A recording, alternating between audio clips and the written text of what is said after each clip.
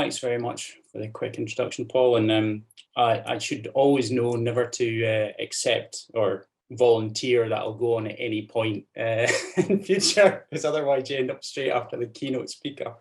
But what I'm going to talk about today is a personal journey that I undertook last year, both physically and cartographically, and how I did it using free and open source software, and how I cheated a little bit and used Excel.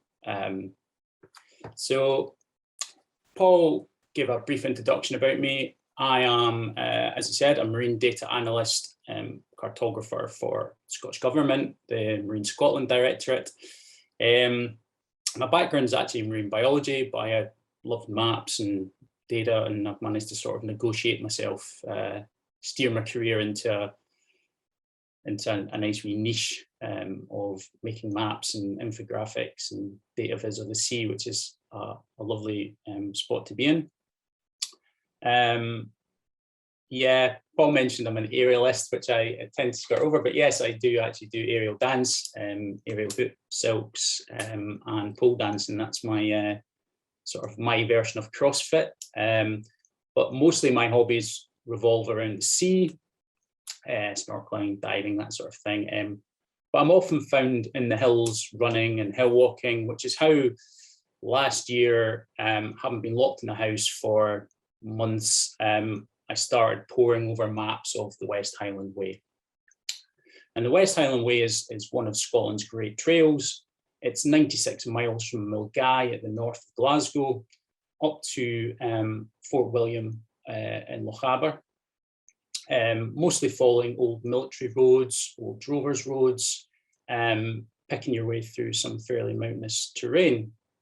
And you can do it over a variety of days. You don't have to do it in one go. You can break it down into as many days as you want. I did it over 5.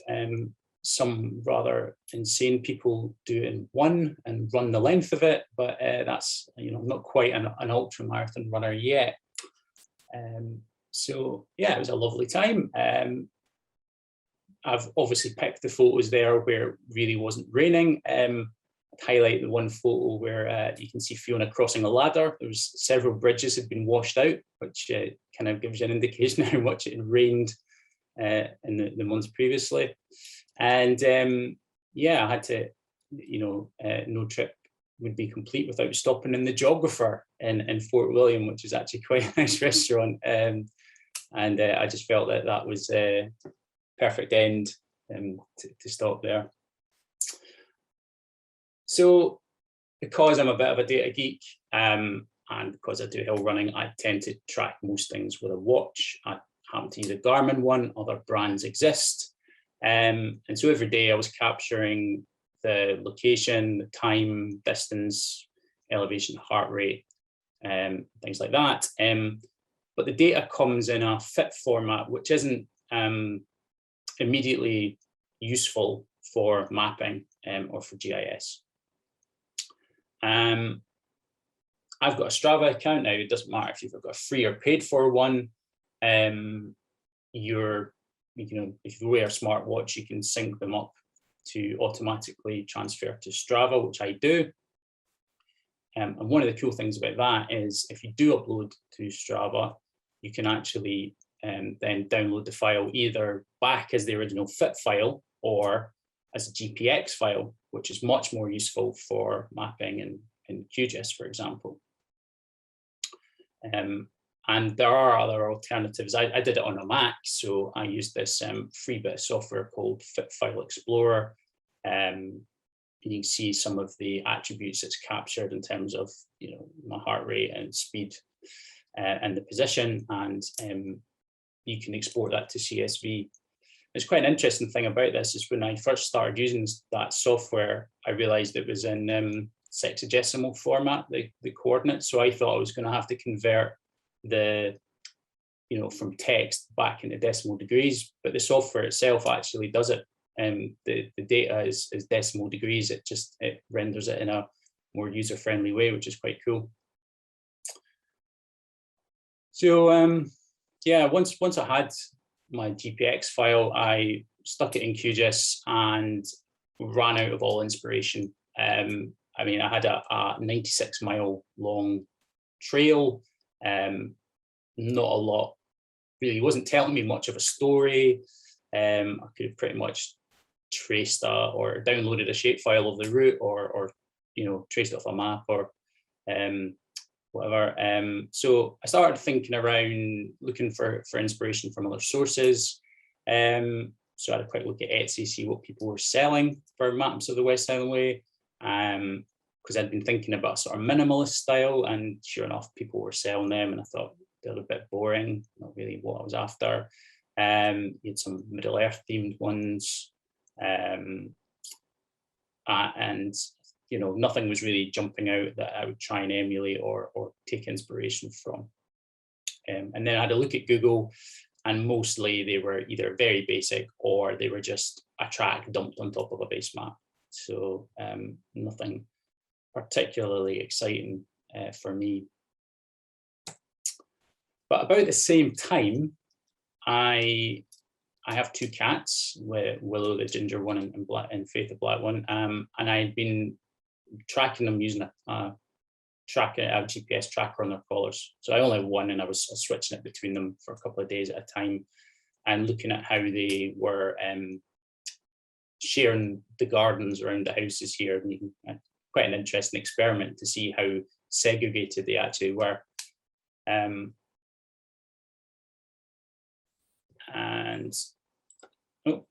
jumped.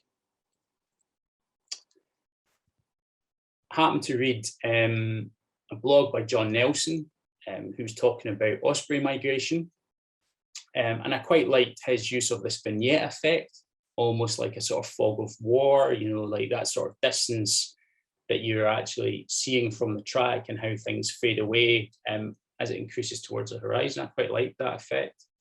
And so I tried it with the cats to give me a sort of an idea of what their world is, because they don't tend to venture further than this. So I thought, well, okay, if that works for the cats, might work for me. So maybe I could use that sort of vignette effect with the track, because you're mostly in valleys. So actually, the distance you can see is quite limited.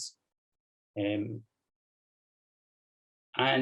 about the same time, Historic Aston had shared this map from the National Library of Scotland map archives. It's actually a west orientated map. So west is at the top and east is at the bottom. And it was a proposed route from Lochinver, so a village in the northwest, right across to a ferry port on the east coast. And it was a very minimal map. It just featured mostly the proposed route, settlements and features of interest along the route. And it had a sort of hill shading, quite a very dark hill shading type effect, to try and give you a feel for the valleys and things like that. So I thought, well, maybe I could combine these two ideas and see what I came up with. So I started off with a track. What I've done there is I've just, that's just the raw GPX in QGIS with a marker line style, but the points are every kilometre. So you could actually count those points up and you would work out how far I walked. And then I created another layer to give it a halo effect underneath. So just a semi-transparent line with an outer glow, just to try and lift it off the page a little bit. And then from a base map, I just started with the West Zoom stack because I had it to hand. I already had it styled up, and I quite liked the colours in it anyway. So I thought I would use that as a starter, and as it turned out, I didn't really change much with it towards the end. It's, a really useful product in that it's a single geo package, and it comes with with QGIS files for doing the styling, which is really helpful. So combining those two things together, the track and Zoom stack, and then I've applied this vignette effect, this area of interest. And how I've achieved that is I buffered the track, and I used a fairly small buffer of about, I think it was 100 meters. So I had a polygon, and I've used an inverted polygon, a shape burst fill. And I think there's two wee tweaks I've done to this. One is that I've used a color ramp that goes from fully transparent to white, because that was what I was going to use as my sort of masking color. And the color ramp is set so the transparency actually applies through most of the ramp, and it's only towards the end that does it increase in opacity. And I've also set a distance for the shape burst to 8 kilometers. I sort of did a bit of trial and error with that. And what I found was that applying quite a high blur strength actually gave you quite a good effect, because sometimes it can be a really harsh boundary between the start and the end of the, the vignette. You can get quite a hard cut off, but I found that if you increase that blur strength, it segues quite nicely. It just sort of blurs effectively. But it was kind of a fairly flat map, and I didn't have my sort of hill shading effect that I was after. I happened to have terrain 50 sitting on my computer, all processed. And again, it's an open data set. It's fairly easy to use. So I downloaded that and immersed the tiles together. And then I used two tools mostly, or two sort of toolboxes for doing the hill shading. So the first one was the terrain shading toolbox, and I used the hill shades, terrain shading, and shadow depth. And from the Saga tools, I used the sky view factor, and it produces some quite cool hill shading type effects. Well, they're not really hill shading, but visible sky view factor, things like that. And depending on your map, they can give you really cool outputs. And in fact, I think maybe it was the visible sky was one of the examples in Toki's talk before. And so this is the first step with the hill shades. It starts to lift the features of the map. You can start to see how the route follows a valley, these mountains up the side, and that's Loch Lomond side, the north end, which I would say is probably the hardest bit of the walk. Yeah, I've used blending modes for that. So I've used multiply, I've adjusted the brightness, and there's also I've adjusted the opacity so that it's lifting the features, but it's not dominating. And then I used the visible sky, and I think it really does lift. It really starts to give you texture of the mountains. It highlights the ridges, darkens the valleys, and it really, for me, brings out how rugged this terrain really was around these mountains. And again, I've used multiply blending mode, adjust the brightness. I've applied a color. I used a grey colorize on this one because I found it was quite dark, and I sort of was trying to emulate that pencil shading effect from the other map. And then finally added the shadow depth, and it's not necessarily like obvious at the start when you add it, but it just adds a bit of depth to your valleys, and really does start to make the features start to jump out. They are styled by default. I didn't really mess around with the settings too much there. I was mostly playing around with the sun angle to try and get an effect that I felt looked the nicest. And so that got me to this stage. So I have a track, base map, vignette, hill shading type effects, and then what I wanted to add after that was some points of interest. So a lot of them are manual in terms of the key features from my walk. So compared them against ZoomStack to see what was in there. But for each of the days, so I'd manually added points for the start and end of each day. So I started at 0, 1 is the end of day 1, 2 is the end of day 2, etc. And I manually labeled them up with where I stopped. So day 1 started Mulgai, ended at Balmaha, and I also labeled up points where I stopped during the day. So most times I really only stopped once for a lunch break, and on day 1 that happened to be Drimmen. But when I first did it, I found that it really needed some other context, and so what I decided to do was label up the Munros, just the highest peaks, because there was quite a number of tops and things like that in that area, and it gives you a bit more context and sort of, and for me, learning a bit more about the landscape that I'd been walking through, and realizing, oh, that was such and such a hill that was in that photograph, or that I saw on day 2, or yeah, that's quite an easy data set to map. Once you learn the coding, but the coding is the sort of standard Hill Geek coding, and it's not necessarily like intuitive if you're not familiar with it. And so I was at this point, I added some ancillary information. So I added the little thistle symbol, which is the official symbol of the West Highland Way. And that's what is on all the way markers. It's usually yellow though. Put in some information about, the projection, the scale. I included a scale bar, even though like the points are every kilometre. I just felt like, sometimes I just do it, even when I'm not convinced that it actually needs it.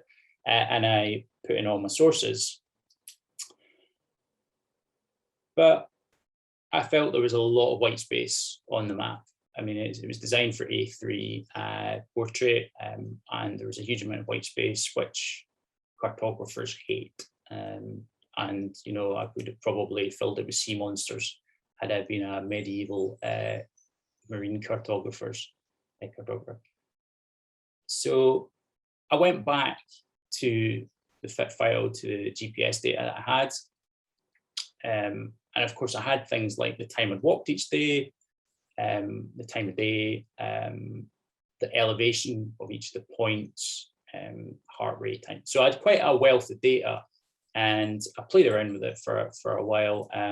And I actually created this graph in Excel to start with. Now, if I'd been automating it, I possibly would have thought about maybe using R to produce all the different graphs as SVGs, but I decided I'd take the quick and more manual task of just creating a map in Excel, getting it out in a format that could be read by Inkscape, and then converting it to an SVG.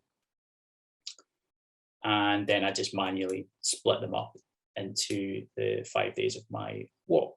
So this map here, graph here is day 1. So you can see I started roughly around 9 AM, stopped for lunch around 2.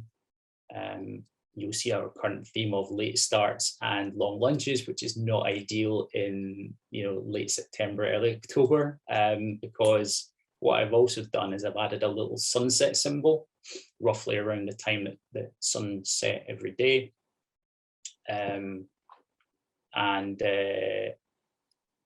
Yeah, so I arrived day 1, Balmaha, just as the sun was setting, and in fact the sun setting over Loch Lomond was one of my earlier photos.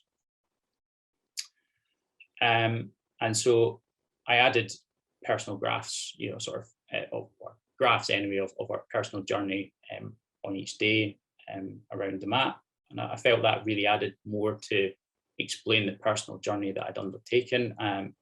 And I can look back and remember things, haven't seen that. And what I also did is added little weather symbols for the predominant weather on each day.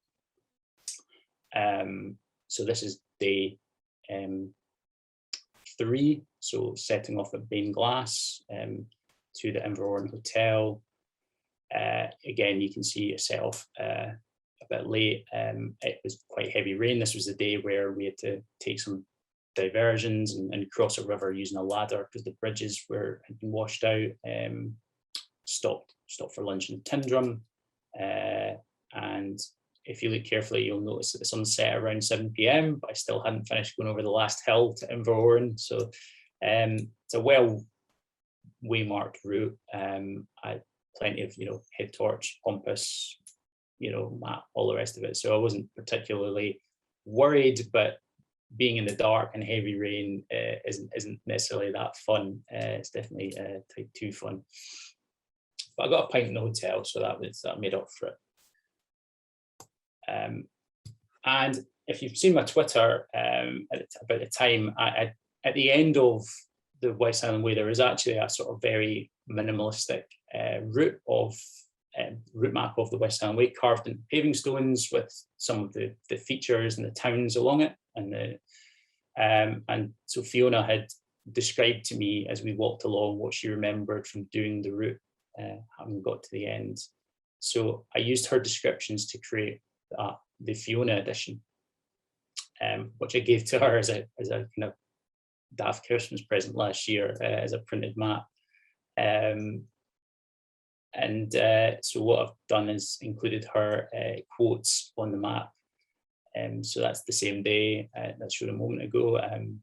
It was very wet, but still very good. We had really good fish and chips. In fact, most of the quotes tend to revolve around what we had for lunch or for breakfast. And she really liked the Inverorn Hotel. And that kind of made it more personal for her because she could remember talking through that video when we filmed it at the end. And then finally, while this is the final version I made of that map, and I literally made it last Friday while making the presentation, when I realized that an A3 portrait map isn't necessarily the easiest thing to see on a screen. So I turned it 90 degrees and made it a west orientated map, just so that you could get a better,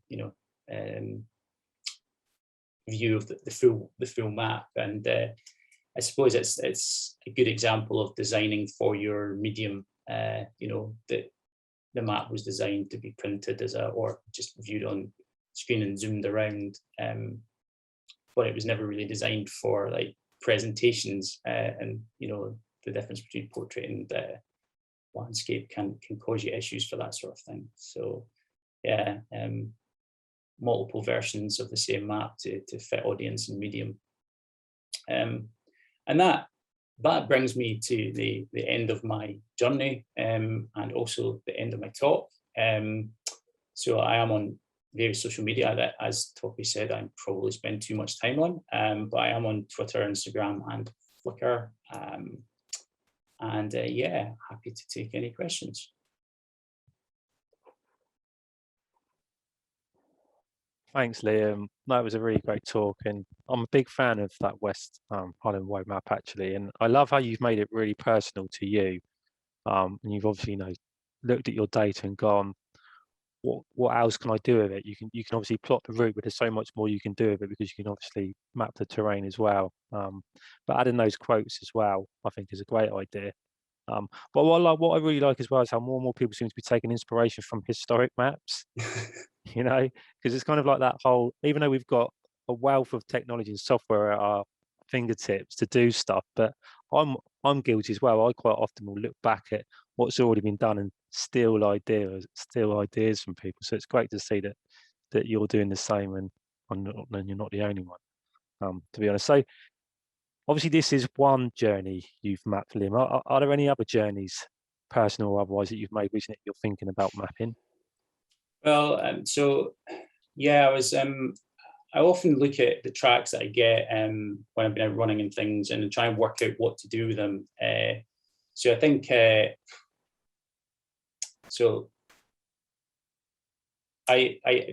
took a track when we walked up Luscantire Beach a few weeks ago, and I knew there was LiDAR data for the Outer Hebrides, and I thought this is going to make an amazing map.